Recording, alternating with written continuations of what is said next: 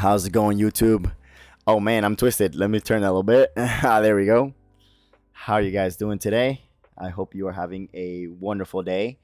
I got a bit of a rant for you. It's a video about finances and comparing yourself to others. Now, I have shot this video multiple times, and I've been trying to get it perfect because guess what? I'm not following the advice of my own video. So I'm gonna go ahead, take it easy, relax, take my time with it, and I sincerely hope you enjoy it. If you enjoy it, please like it. If you disagree with what I have to say, let me know. And if there's anything else you want to see, please let me know as well. I really hope that eventually we can build a small community out of these videos and just kind of keep helping each other grow and be more fulfilled people.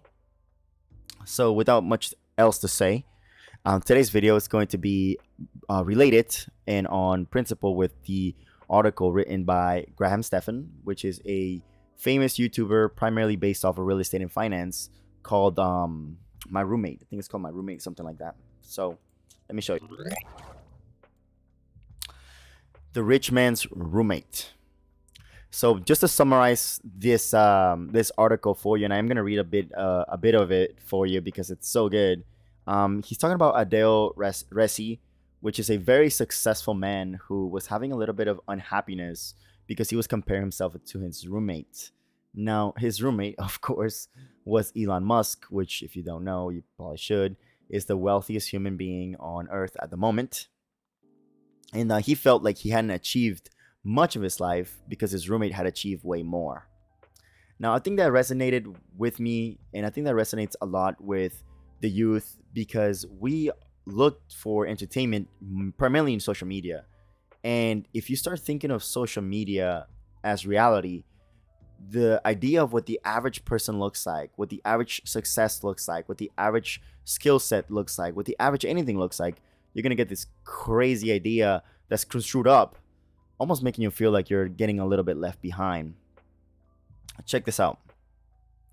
Of course, Elon Musk had done better than Adele, him and 7 billion other people.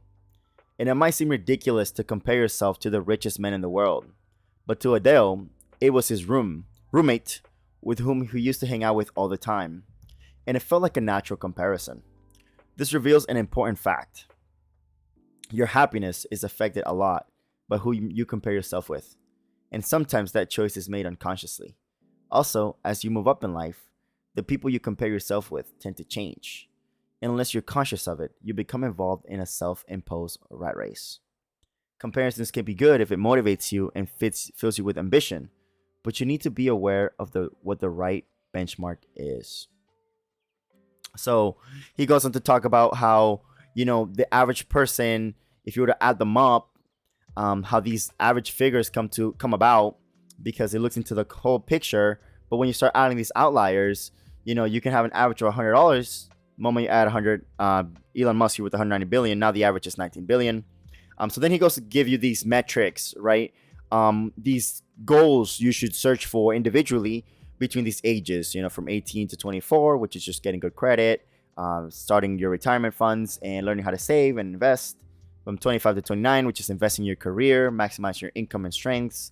In the 30s, investing into property, investing into your partnership, getting rid of bad debts. And the 40s and 50s, which is, focus on your home ownership, maximize retirement, and then 50s and 60s, which is your tax planning. Now, if you're into the finance stuff, this article here is going to be a great inspiration for you because it gives you a clear map of what you can attain between 4 to 5 year increments. But I want to take a little bit further to take into a more macro scale, saying whether it's fitness, whether it's your financial, how much money you have saved, whether it's the way you look, whether it's how many friends you have, what kind of friends you have, where do you live, how strong your faith is. So any of these things, be careful when you look for the average. What you should be searching for is what's typical, what is common, and normally that would be the mode. And the reason why is because as a society, we only pay attention to the top 20%, the top 1%. And when you do that, you end up making goals that are just unrealistic. You end up seeking advice that's unrealistic. You take concepts that are unrealistic And although they're true, they're not. It's not that they're lying to you, because it's so far out of the reality in which you live in. It just doesn't apply to you, and you cannot use it. So here is my 2 cents. If you're between 18 and 40, this is what you need to be focusing on.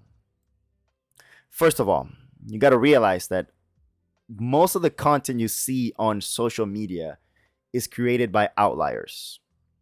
People with millions of subscribers, millions of followers, people who've been in that industry for 10 to 20 years, people who were born in situations in which it was optimal for them to pursue that individual passion. Now, that is not to say that you're not able to do it. That is not to say that it's not real, or that there's not a benefit to being inspired by them.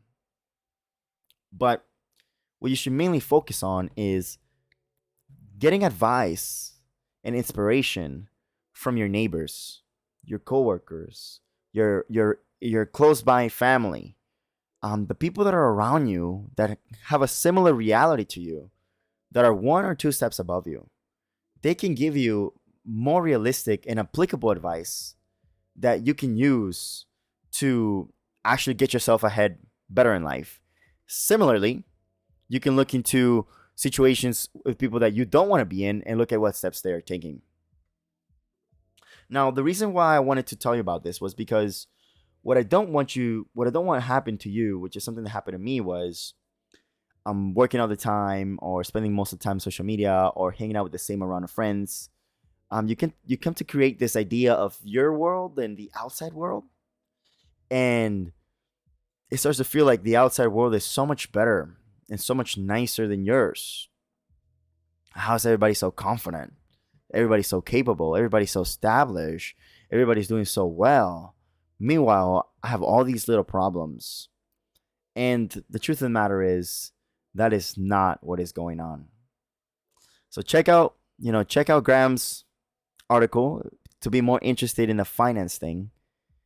And but for you personally, just focus on your circle, and the circle a little bit around your circle, and learn from them. Get motivation from them. Get advice from them. If you're gonna compare yourself to them.